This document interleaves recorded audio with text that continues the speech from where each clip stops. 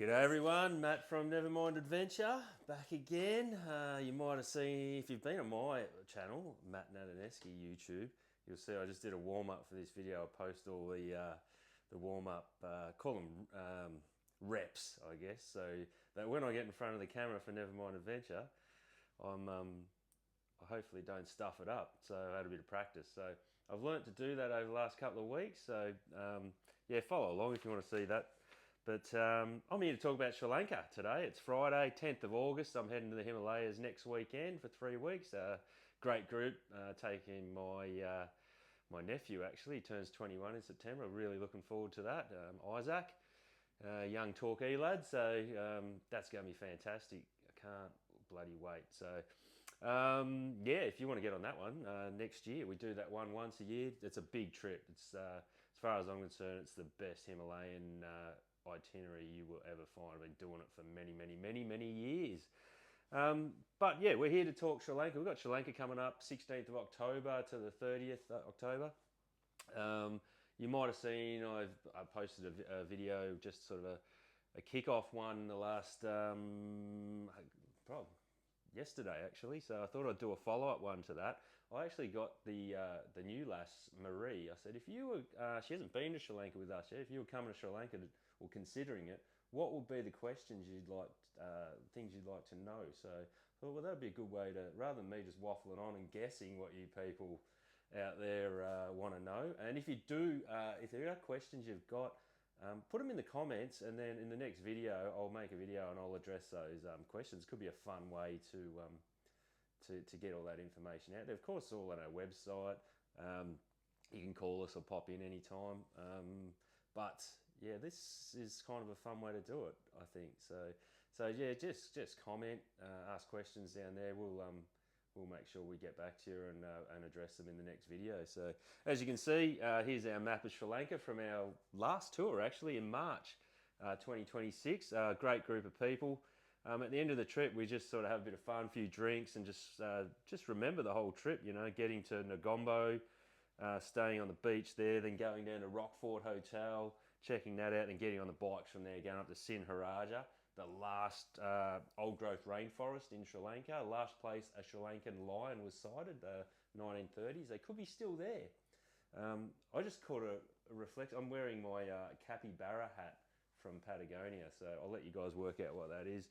I thought I'd put it on for the camera. I bought it, and it's apparently one of the last ones ever made. So now a protected species. So I thought I'd better get my hands on one of those. Yeah, then we get from Sinharaja. That's a beautiful place. We do the rainforest walk with the ranger in the morning. It's really incredible, actually. Like to go out with the ranger as opposed to going by yourself. These guys know what they're looking for. They'll point out the most amazing reptiles, birds, insects, and even these giant green snails. Then we go down to Hiraketia for a bit of sightseeing down there, different kind. All the European digital nomads hang out down there, so that's good, great for a swim, bit of lunch, and then we go over to Goyambaka, which is a great little spot, cabins on the beach, have a swim. Jump on if you go back to our YouTube with Ruthie, probably from October last year, you'll see some good footage of that. We had a lot of fun there.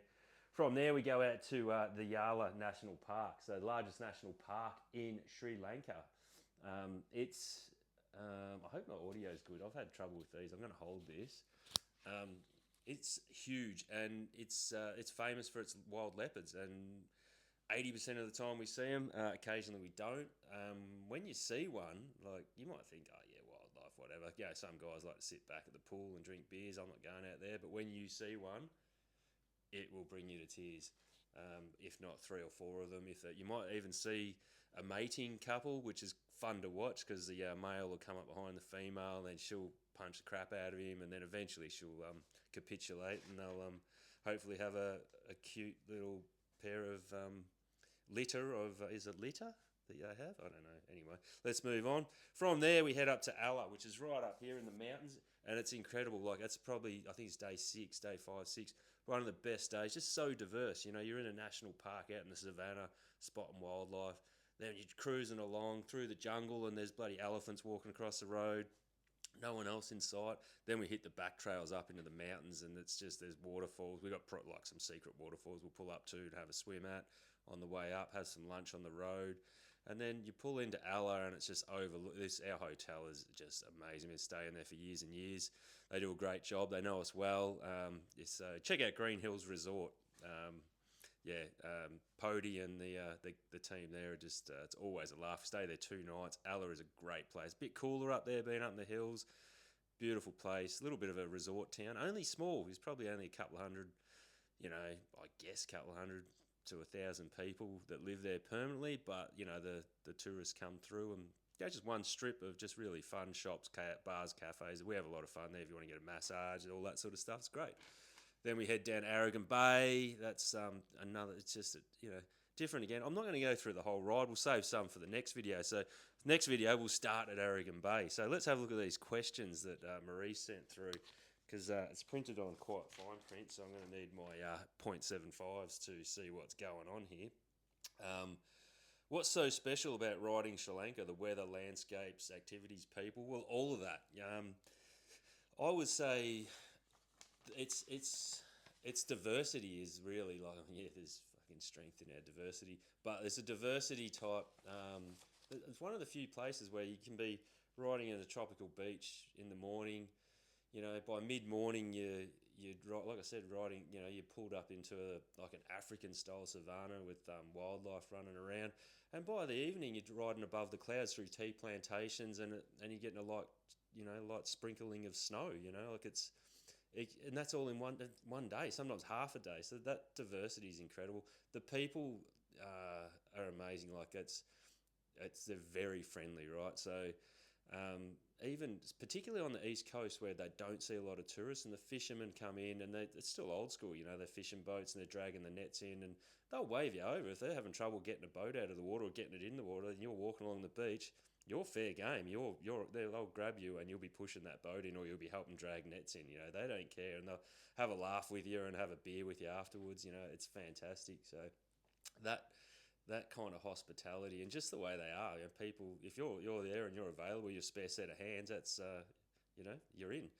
Love that side of it. The hotels are amazing. The roads are incredible. So Sri Lanka is the size of Tasmania.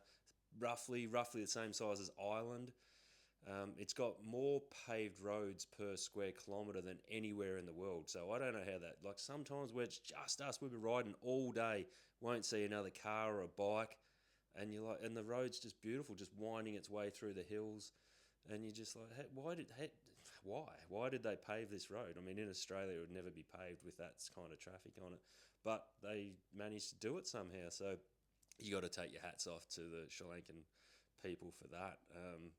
They're a fun people. They like to laugh. They're always hanging shit on you, hanging shit on each other. Nothing's too serious. The pace of life's a lot slower. It's a tropical country for the most part. So slow down and just relax and get into it. So that's kind of my take on it. What was the next question? Let's have a look. The weather's great. It's tropical for the most part. Like I said, you go up in the hills, it's cool. It's got everything. So that's what's good about the weather. When we go in October, it's great. It's a little not so busy, and the weather's good. February, the roads are a little bit busy. There's a few more tourists around. So have a look at that October one that's coming up, October 16. Still got a few places left. If I had to stay extra nights in Sri Lanka before and after the tour, what would you recommend me to do? Well, I would recommend, if you're coming in at the start of the tour and you want to come in 3 or 4 days earlier, I would go down to our hotel, the Rock Fort. Good friends of ours, check in a couple of days early and stay there. And that Rock Gaul Unawatuna area is so much to see and do around there. I would park yourself down there and just walk around, walk the beaches, walk around the shops. See the Gaul Fort, 16th century Portuguese fort that's now been converted. Even stay there for a couple of nights would be really cool. I've never stayed within the fort, but it's very European and sort of bohemian type vibe. So that would be one thing I would love to do. I would sort of just chill, and then we get on the bikes. We start the ride from the Rock Fort, so it'd be a good place to catch up on to get over the flight and whatnot. So seafood around there, the seafood restaurants. The Kabbalah seafood restaurant up the road, one of my favourites in the world. And I've got There is another one we go to, the Banyan, which I'll take you to in October if you come.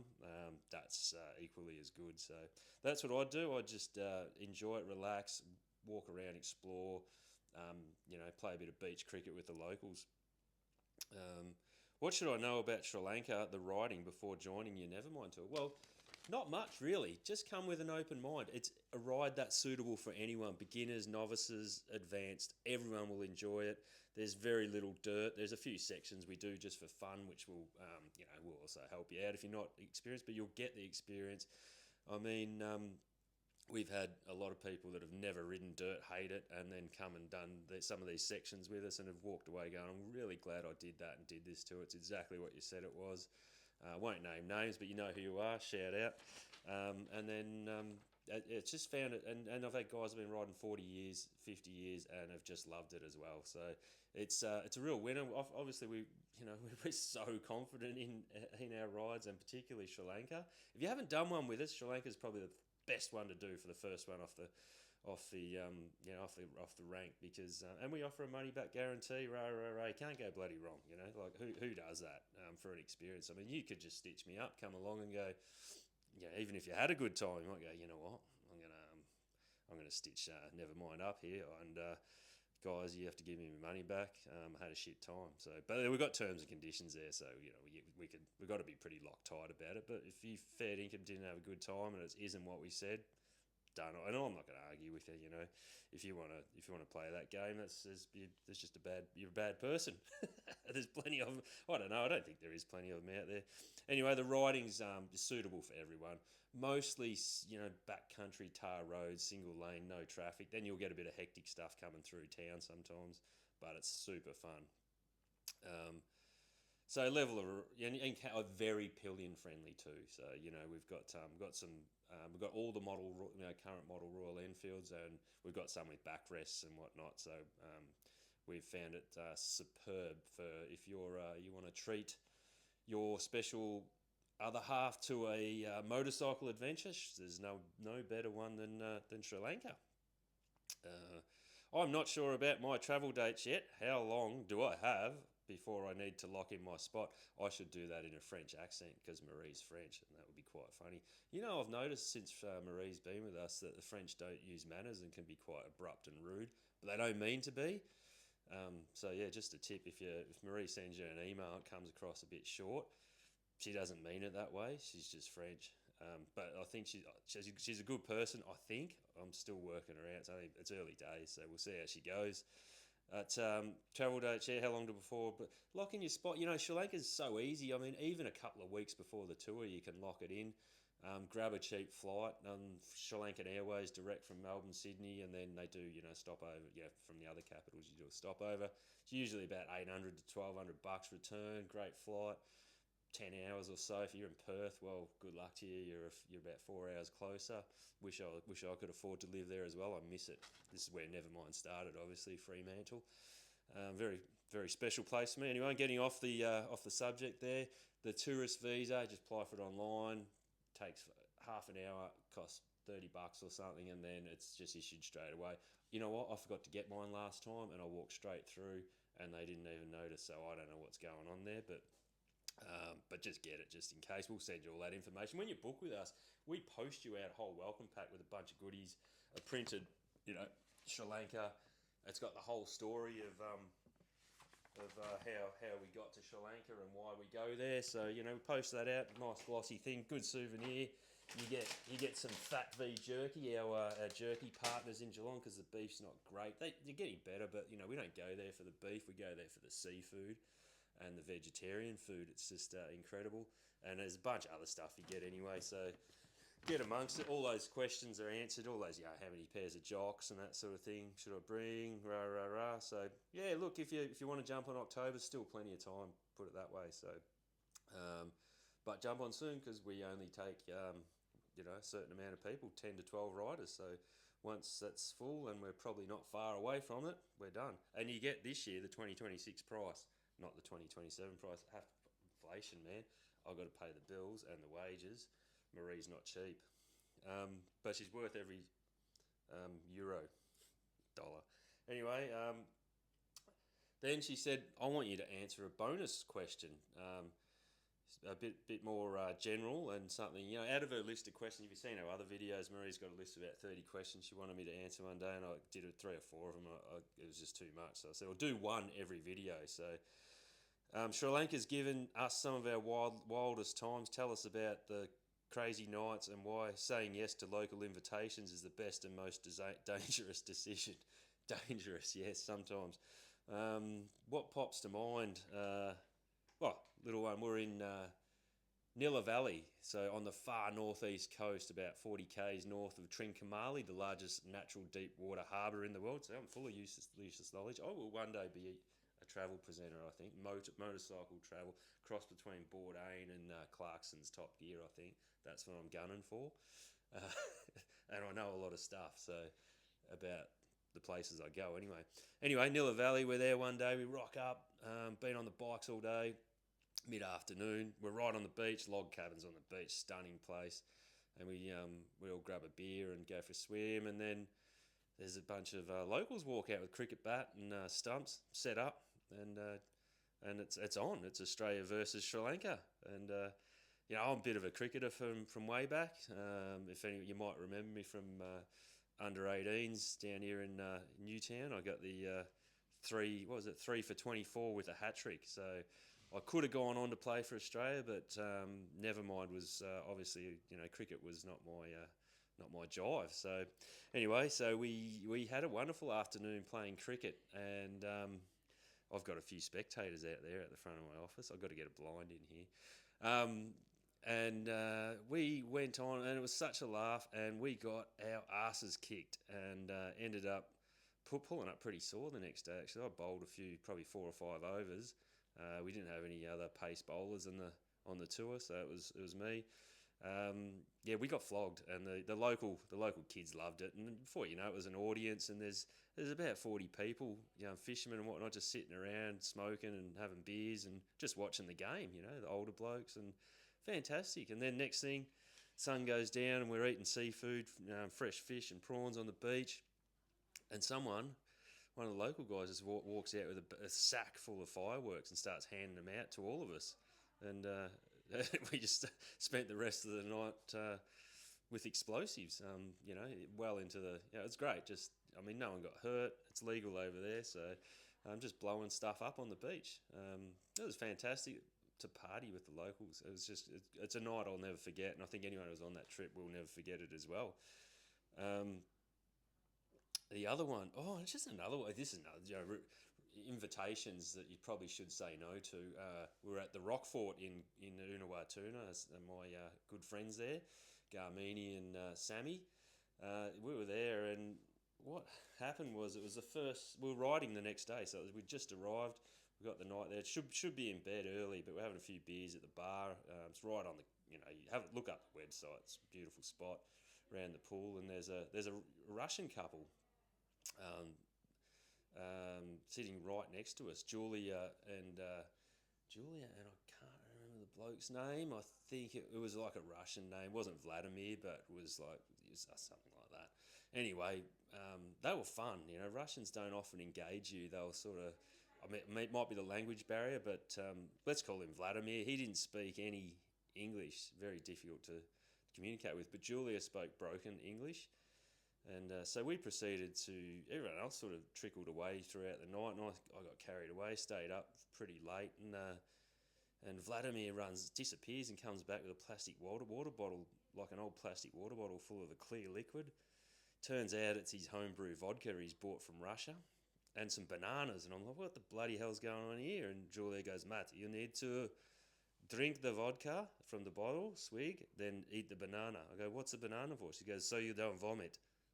I thought that, okay, I don't get it, but I thought it'd be rude not to.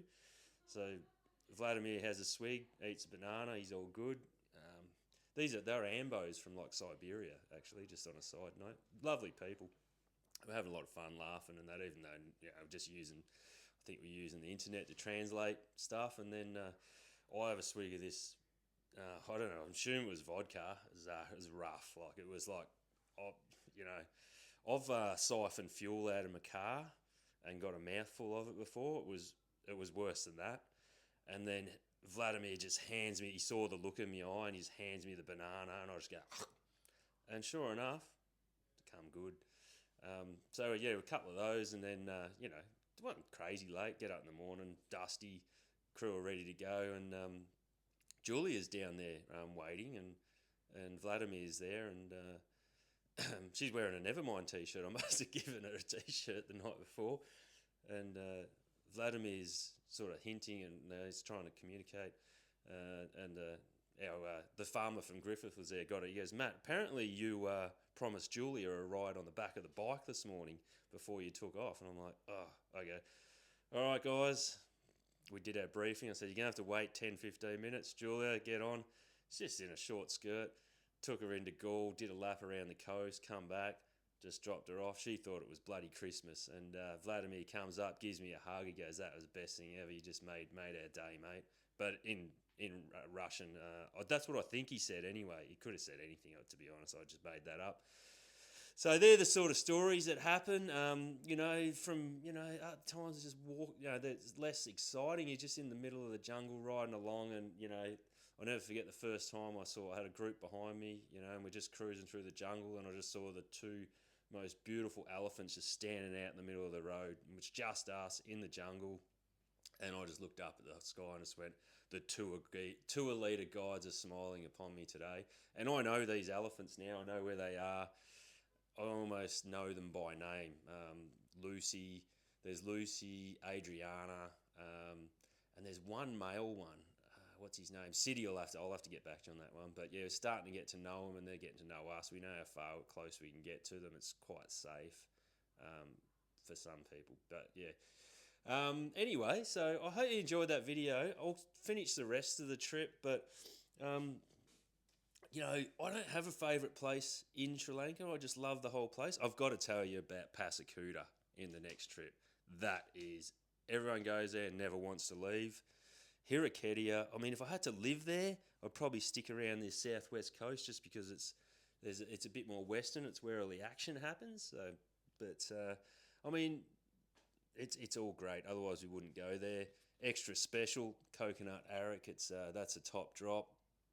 All of these. I didn't draw this. These are all drawn by our tour group. Sigiriya Lion Rock. I always hike up it. I can't tell you how many times I've done it now. 1,200 steps up. Fantastic.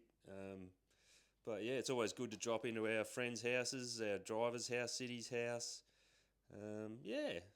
This is a good little map, actually. I don't normally get to keep these. Usually someone souvenirs them, so I got lucky this trip. But we always take a photo of them and keep them on our phones and that, so we can refer back to them later. But this is quite a good one. One Love Cafe up at Nilla Valley. That's where we played cricket. Anyway, I'm off to Port Fairy for the weekend. So you guys have a good weekend as well. It's middle of winter here in Victoria on the surf coast. Where I work from, and Marie's up at Brunswick Heads at the office there. That's always open. I will be away for a bit, but you can get me on email and WhatsApp, matt@nevermindadventure.tours.com.au, or just jump on the website and book Sri Lanka. It's all there ready to go. I'll throw you in a free t-shirt or two if you do as well. So the new winter edition Nevermind t-shirt. So thanks a lot for listening, guys. If you got any questions, leave them in the comments. Like I said, we'll answer them in the next video. It's good to know any feedback on what you'd like to see. I'm just going to keep doing these videos while I'm up in the Himalayas and whatnot. Try and just keep regular stuff coming out, just so you guys know what's going on and who we are and what we do and where we're going and how good it is. It's all good. I guarantee you'll love it. Have a good weekend.